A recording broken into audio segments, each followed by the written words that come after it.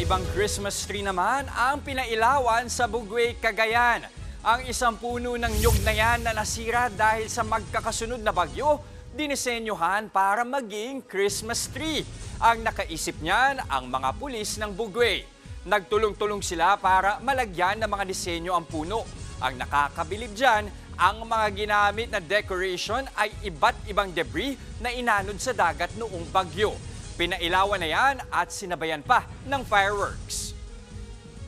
Samantala mga kapatid, mas mahabang gabi ang mararanasan mamaya sa Pilipinas at iba pang bahagi ng mundo. Ayon po sa mga eksperto, ngayong araw mangyayari ang tinatawag na winter solstice.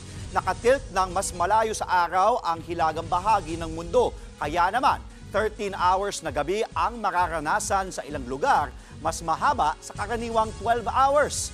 Ito rin ang senyales ng pagsisimula ng winter season sa ibang mga bansa.